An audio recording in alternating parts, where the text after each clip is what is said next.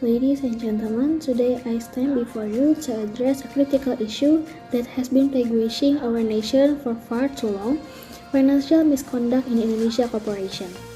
This issue has not only tarnished the reputation of these companies, but has also had a significant impact on our economy and society as a whole. To illustrate the gravity of this matter, I would like to present to you some case studies on financial misconduct in Indonesia Corporation.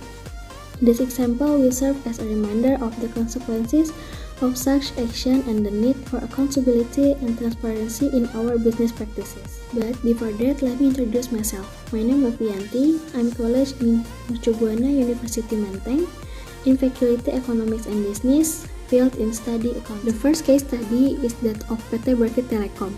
In 2012, PT Bakri Telecom was accused of misappropriating funds from its subsidiary PT Bekasi Jaya Telekomunikasi to cover its own losses.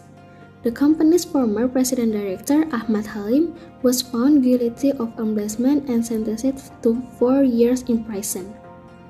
This incident not only resulted in a loss of trust in PT Bakri Telecom, but also caused significant damage to the reputation of the Bakri Group as well. The second case study is that of PT Freeport Indonesia. In 2019, PT Freeport Indonesia was accused of underreporting its tax liabilities by billions of rupiah. The company's former finance director, Yohanes Ibrahim, was arrested and charged with tax evasion.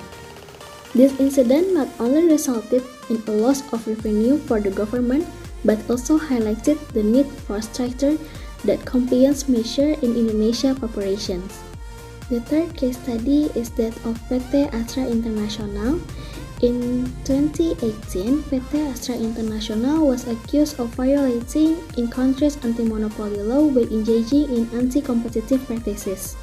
The company was fined 36 billion, approximately $2.5 million by the Indonesian Competition Commission. This incident not only resulted in the financial penalty for PT Astra International, but also served as a reminder for the importance of fair competition and consumer protection in our markets. This case study illustrates the detrimental effect on financial misconduct on our corporation and society as a whole. They have resulted in a loss of trust, damage to reputation, financial penalties, and imprisonment for those involved.